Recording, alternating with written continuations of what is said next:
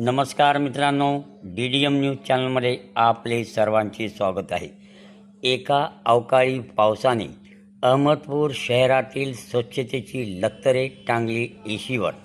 चौकाचौकातून घाण आणि कचरा आला रस्त्यावर.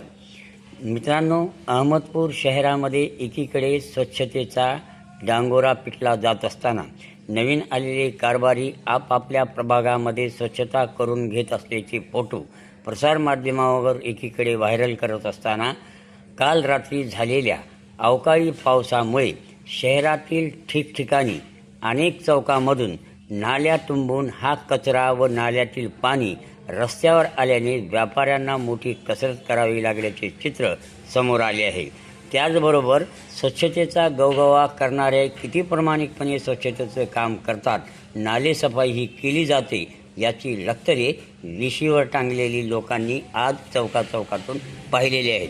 एकीकडं करोडो रुपये स्वच्छतेवर खर्च केले जातात आणि ही अवस्था वारंवार का समोर येते, तर कामातील प्रामाणिकता यावर प्रश्नचिन्ह निर्माण करणारी ही स्थिती आहे.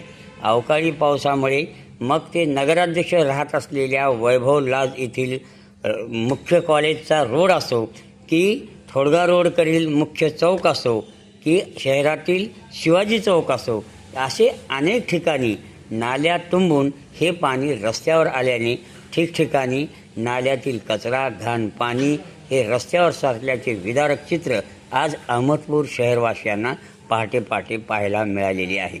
नूतन निवडून आलेले नगराध्यक्ष भत्तेसाहेब आणि त्यांचे कारभारी यांनी मात्र कटाक्षानं प्रामाणिकपणे स्वच्छतेचं काम होईल याकडे लक्ष देण्याची गरज असल्याची भावना नागरिकातून व्यक्त केली जात आहे.